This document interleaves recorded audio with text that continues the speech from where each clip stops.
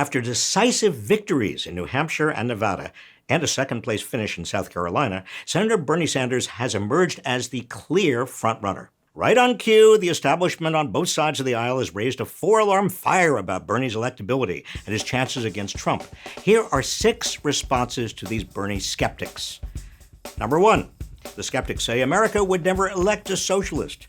Please. America's most successful and beloved government programs are social insurance, Social Security, and Medicare. A highway is a shared social expenditure, as is the military and public parks and schools.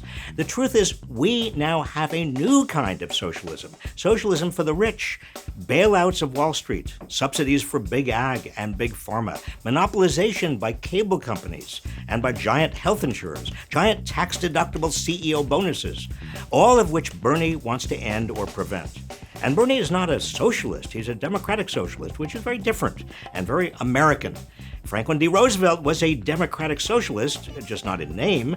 Democratic socialism, as practiced in Europe, hinges on the same 3 core principles that used to be practiced in America before big corporations undermined them. Strong safety nets, public investment in healthcare, childcare, and education, and tough regulation of big business. Number 2, the skeptics say, he'd never beat Trump in the general election. Well, that's wrong. The best way for Democrats to defeat Trump's fake anti-establishment populism is with the real thing, coupled with an agenda of systemic reform. And this is what Bernie Sanders offers, and it's what the polls are reflecting. All of the pundits proclaiming that Bernie has no chance against Trump are using a political framework that may have been correct decades ago when America still had a growing middle class, but it's obsolete today as more and more Americans feel politically disempowered and economically insecure. The real political divide today isn't left versus right, it's democracy versus oligarchy. In the latest polling average from Real Clear Politics, Bernie beats Trump by the widest margin of all candidates. After his decisive victory in Nevada, a Morning Consult survey found that Democratic voters view Bernie as the best candidate to take on Trump. And recent polls show Bernie beating Trump in Michigan and Pennsylvania, 2 crucial battleground states Hillary Clinton lost to Trump in 2016. If you're a moderate Democrat whose chief concern is beating Trump, Bernie is the clear choice. Number 3, but how would he pay for it, say the skeptics. Nearly every time the media discusses Bernie's transformative plans, they ask the same question: how will he pay for it? Funny that they never ask how we'll pay for endless wars or bailouts, tax cuts, and subsidies for the top 1%. Nonetheless, Bernie's campaign just released a detailed memo outlining how they plan to pay for his policy ideas. Take college for all and canceling student debt. Sanders will fund the $2.2 trillion over 10-year proposals with a modest tax on the very Wall Street speculation that crashed our economy in 2008. 40 countries throughout the world already have imposed a similar tax, including Britain, South Korea, Brazil, Germany, France, Switzerland, and China. Sanders' wealth tax would also go a long way to paying for his other ambitious plans like Medicare for All. Speaking of Medicare for All, it will leave us spending less over time. Single-payer systems in other rich nations have proven cheaper than private, for-profit, corporate health insurers because they don't spend huge sums on advertising, marketing, executive pay, and billing.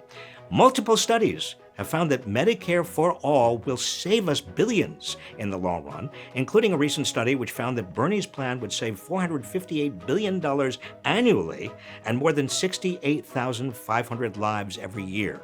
The nation already pays more for healthcare per person and has worse healthcare outcomes than any other advanced country. Leaving our cruel for-profit corporate system in place will eventually become more expensive than implementing Medicare for All. At the end of the day, the question shouldn't be how will we pay for it. As long as proposed spending will be less than the future costs of insufficient public investment in education, climate change, and inadequate healthcare, it makes logical sense to enact these plans. Number 4, say the skeptics, he couldn't get any of his ideas implemented because Congress would reject them.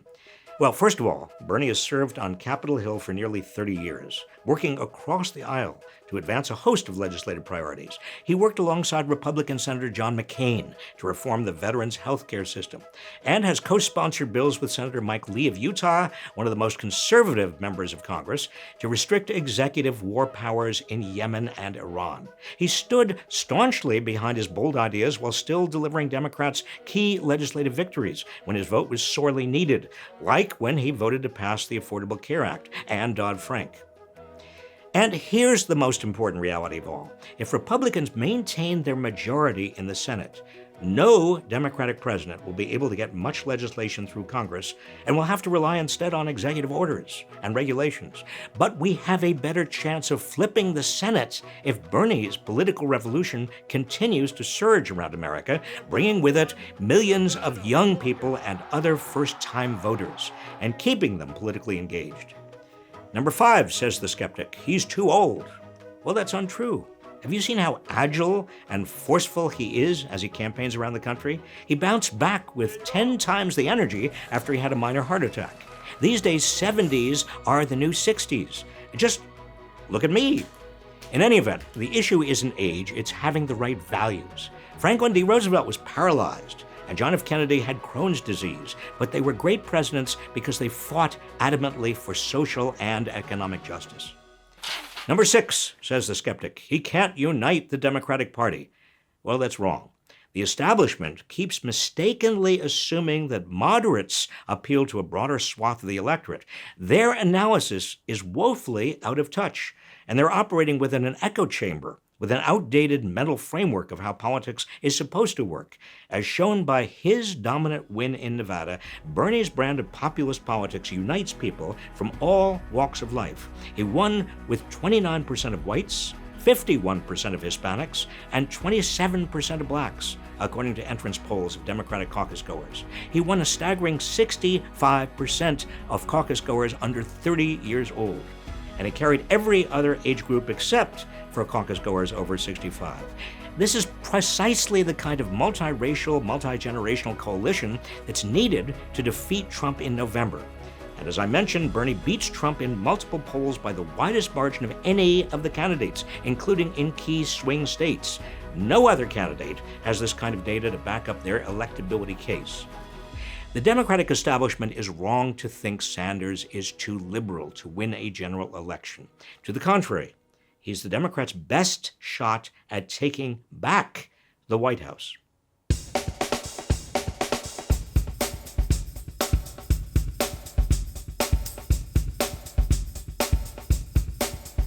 Are you still skeptical of Bernie Sanders? Let us know in the comments. If you like this video, please also watch my conversation with Bernie from the archives. Please subscribe to our channel for more videos like this one.